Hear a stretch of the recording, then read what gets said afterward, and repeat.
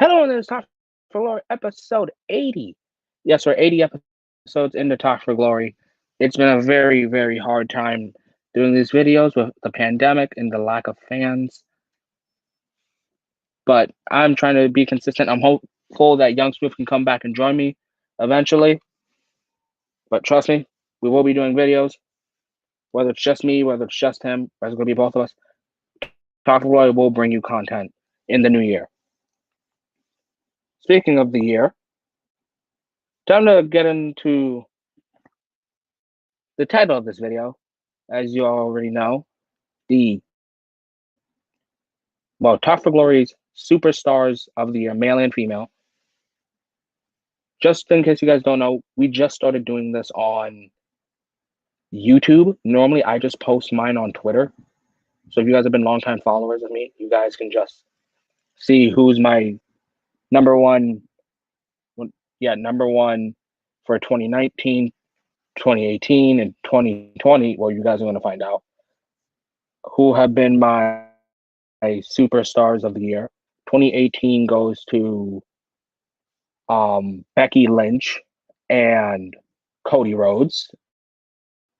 2019 goes to Shayna Baszler and Adam Cole, Bebe.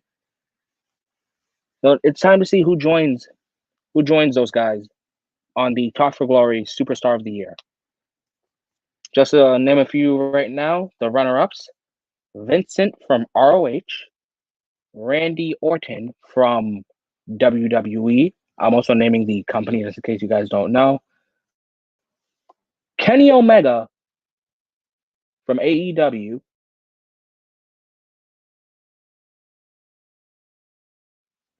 Now, for the women, the runner-ups: Candice LeRae, Dakota Kai, Rhea Ripley. Those are the top runners. So those are my honorable mentions for you guys.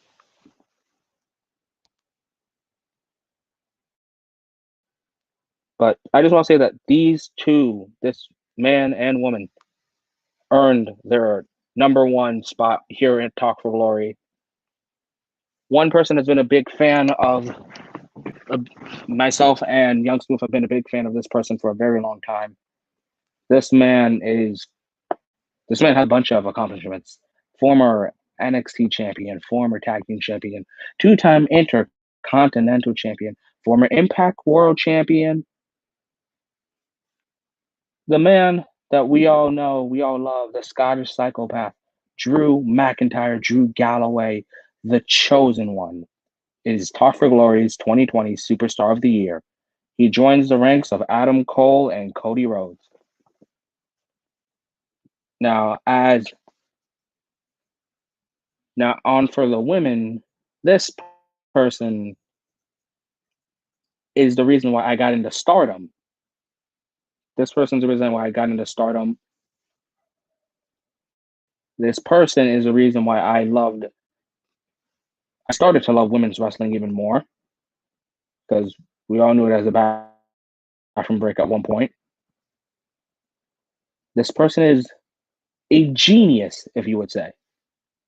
This person is, well, no secret, has some evil in her. Okay, enough with the corny jokes. 2020 Women of the Year for Talk for Glory, the genius of the sky, the NXT Women's Champion, Io Shirai. Now, I wish I could play their theme songs on this, but I don't want to get copyrighted from anyone. So, just in case, I'm going to link down below my favorite matches of Io Shirai and Drew McIntyre, but I'm going to talk about them as well. My favorite match from Drew McIntyre, actually, let's talk about their year. 2020 started off with Drew McIntyre winning the Royal Rumble. And just a strong statement, eliminating the Beast. If you guys rewatch our Royal Rumble review, we just make jokes, myself and Young Smooth, we just make jokes about Brock Lesnar versus everybody. So when Drew McIntyre shows up and he eliminates him, It's kind of a big deal. It definitely is a big deal because what was it? Brock was what 12, 13 people. So that was something that I enjoyed to watch. He eliminated the likes of Big E, Rey Mysterio, Keith Lee, Braun Strowman, and the list just goes on and on. MVP, Shelton Benjamin. Sorry. But anyways, yeah. So Brock eliminated those amount of people. So when the chosen one finally came out, pure excitement ran through my heart, and I believe Drew comes face to face with the Beast, and he says the coolest line of the year. I've waited an entire year for this, you son of a bitch. And they just go at it. And Ricochet gets some vengeance for that 10-second squash match he had in Saudi Arabia. So he kicks the Beast down under. Doesn't matter how strong you are. Um, Trust me, when when you get kicked down there, when you kick down under, you're going down. So I laughed at that because it doesn't matter whether it's cartoons or a movie. Came after, which to this day the sound still rings in my ear of Drew McIntyre Claymore kicking the Beast and just staring at him menacingly. Oh, sorry, menacingly. There we go. And all I could tell myself was, this is the main event of WrestleMania. This needs to be the main event of WrestleMania. Around that time, it was also rumored that Roman Reigns would win it, which I don't think Roman Reigns should have. He didn't even need it. Roman Reigns could easily just, okay, I'm just gonna I'm just gonna challenge Goldberg because I'm Roman Reigns. Like that wouldn't have been surprising to me. If anything, I think that's something WWE was going to do. So the fact that Drew McIntyre won it and he eliminated the Beast.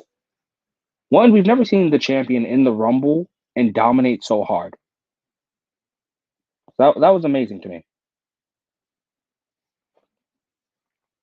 So to for me, the equivalent of Drew McIntyre eliminating Brock Lesnar in the Royal Rumble is the equivalent to New Japan's whole the G1 winner,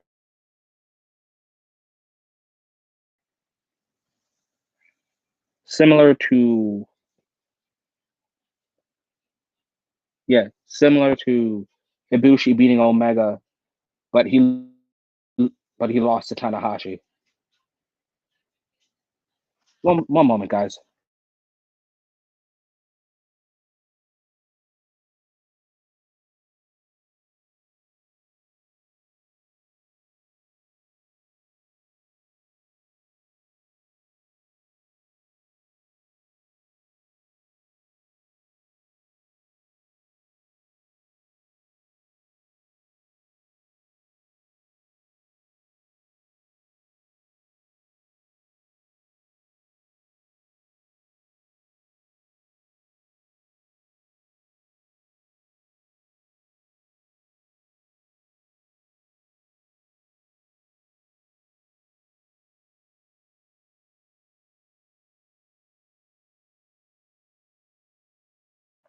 Okay, guys, I'm sorry about that. But back to what I was saying. Talking about Drew McIntyre eliminating eliminating.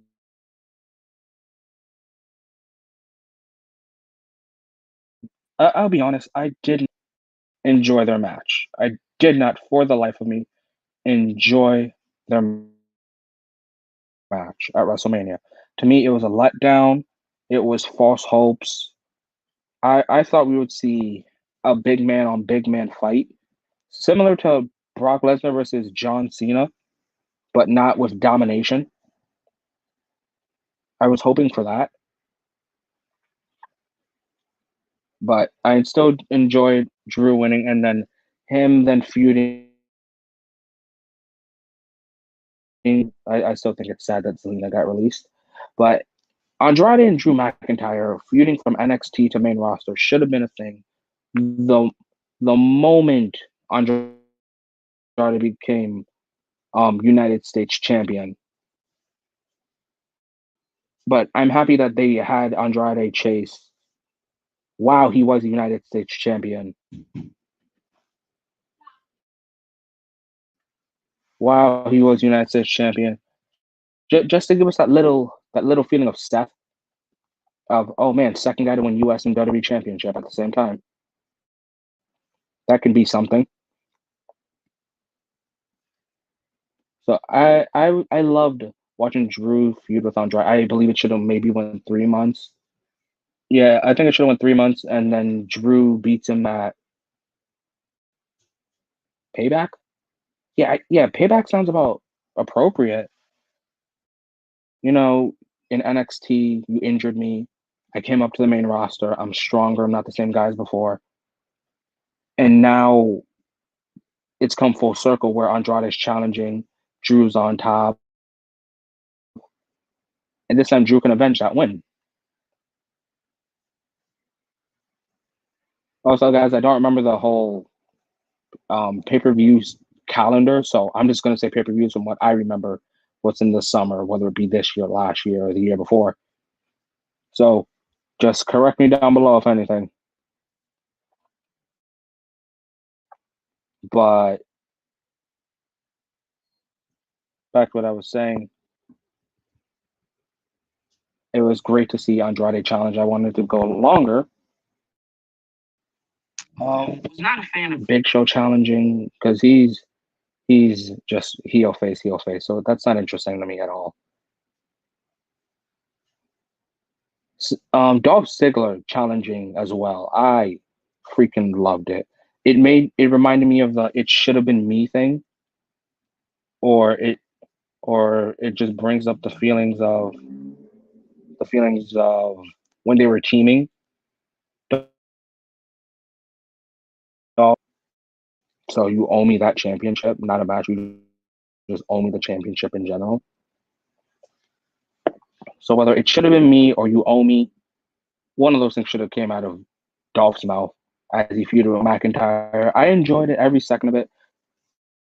Dolph is an amazing seller. I I love watching Dolph just give his life to the canvas as he just sells and sells and sells. And he makes it look good. He makes it look believable. He makes you want to stop the match. Like I said in the Brody Lee video, it was phenomenal. But my favorite match of Drew McIntyre's title defense is his match against Seth Rollins. I honestly believe that the Messiah, the Monday Night Messiah, would be WWE champion again. Even though they only had one match, it was still well worth it. I enjoyed every second of the match. For a minute, I thought they were teasing a Rollins face turn, which I wouldn't have mind. Rollins' face is good. Just don't make it feel forced. I'm fine. I'm fine with a natural heel Rollins. I want to get into McIntyre's feud with Randy, but it just went on and on. Too many losses for me to care. For me, the max is maybe two matches. Yeah, not, don't get me wrong. Randy is an excellent talent. He's a runner-up for a superstar of 2020 for Talk for Glory. But McIntyre just stood out more to us. Don't get me wrong. I missed the Legend Killer, but if Talk for Glory was a thing back in 2006, 7, during the age of Orton, trust me, he would be superstar of that year. But as for 2020, Drew McIntyre, congratulations. Um, you are the Talk for Glory superstar of 2020. All right, now time for Genius of the Sky, Io Shirai. Where do we start with this amazing woman? Io versus all the odds, where people were just focused on Shayna and Bianca and Rhea, and then eventually Charlotte. You can just feel it where Io was doomed to feud with Candice forever. And not in the good way, more in the well, we have nothing for you, so here.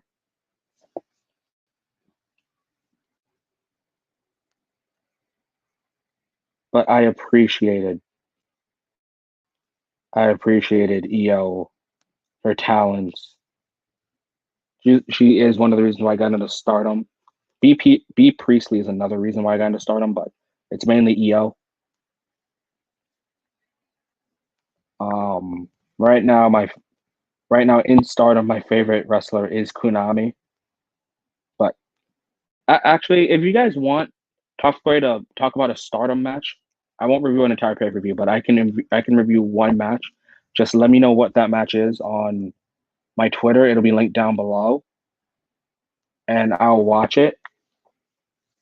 If it's a Konami match, thank you so much. Or if it's a Hana Kimura match, thank you so much for that. Rest in peace, Hana. But back to Io Shirai. Io's journey starts by winning a contenders match, a brutal ladder match, contenders match, might I add. And now she's focused on the Queen. She's focused on Charlotte Flair, the NXT Women's Champion. Now her and Charlotte had an amazing match, and then Charlotte got herself DQ'd with a kendo stick, which is I don't mean to sound sexist when I say this, but I believe it's the women's weapon of choice. Not to sound sexist, I just mean that in the most women are just pulling out kendo sticks. But anyways, I digress. She gets herself DQ'd. Rhea Ripley saves her. It's clear as day that this is supposed to lead to a big triple threat match.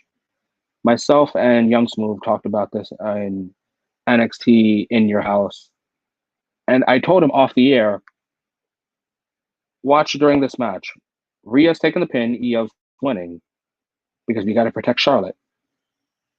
Now, as much as I shit on Charlotte Flair and I make fun of her, I do admire her athletic ability.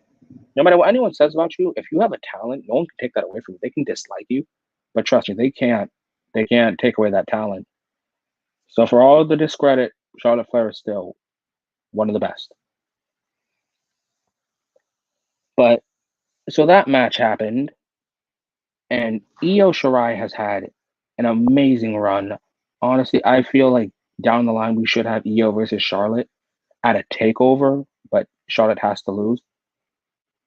But then Io just ran with this title, and she fought people such as Sasha Banks, Dakota Kai, Shotzi Blackheart, Candice LeRae. I don't know if I said Candice LeRae already. She just recently fought Rhea Ripley, so that's why I had to say it. But the NXT Halloween Havoc of her and Candice is my favorite match of EO. That is my favorite match of all the defenses. That's my favorite match, but her match with Shotzi Blackheart made me a fan of Shotzi. It made me believe, okay, I got to see more matches of Shotzi. I got to enjoy her a lot more. I want to know what's more of Shotzi Blackheart. So now Yoshirai has helped me with Stardom, Shotzi Blackheart, and honestly, I just love watching her matches. Christopher Daniels, I'm so sorry, man, but you no longer have the best moonsault ever. Now it belongs to EO. Definitely one of the best moonsaults. And one thing I love about EO is, as some of you that don't know, her and New Japan Pro Wrestling star, Bullet Club member, Evil, are either engaged or already married. And I love how, unlike someone like Will Ospreay or Cody Rhodes, nobody can say Io Shirai is where she is because of Evil. People can say that about B Priestley. People can say that about Brandy, but not a lot of people can say that about Io Shirai. Or you can't say that at all. Not to say that any of those women I just named are in their positions because of that, because B Priestley has had amazing matches. When it comes to most improved, it is definitely up to Brandy Rhodes. Also, Brandy, congratulations on your new child. But back to EO. So, favorite match with Io Shirai. Also, love the fact, love the diving trash can spot. It's now a meme. It's now a GIF. But you know, the genius of the sky's got to fly some way, somehow. So it was a fun match, and there's a lot more matches I want to see with Io Shirai. Right now she's gonna feud with Mercedes Martinez. Can can Mercedes defeat her? Same with Drew McIntyre. Can Keith Lee defeat him? We're gonna find out all these things. So again, congratulations to Drew McIntyre and Io Shirai for being Talk for Glory's superstars of 2020. All right, guys. So this is my first time doing the video, but I've already posted the results on my Facebook. Not my Facebook. No, not Facebook. On my Twitter and on my Twitter and on my Instagram. If you guys don't have that, it's all linked down below. Guys, for anyone that watches this after the video is done, if you would like, comment down below who you think your superstar of the year is. It might be the same as ours. Sometimes it might be the complete opposite. A lot of people think Randy Orton deserves the spot. A lot of people believe Rhea Ripley deserves this spot, or Charlotte Flair even. But yeah, this is Top for Glory's 2020 winners. Remember, guys, drop a like, drop a sub. If you guys haven't already, go watch my previous Brody Lee video. It was great just talking about how much of a great human being he was, and it was even better on AEW. But yeah, drop a like, drop a sub, please. Everything's linked down below. Join our Discord if you would like. Follow me on Twitter. Follow me on Instagram. Right, guys, this is episode 80. Sometime in the near future, we're going to be doing Wrestle Kingdom predictions, and then we'll be doing Wrestle Kingdom reviews. I'm an Nigga before.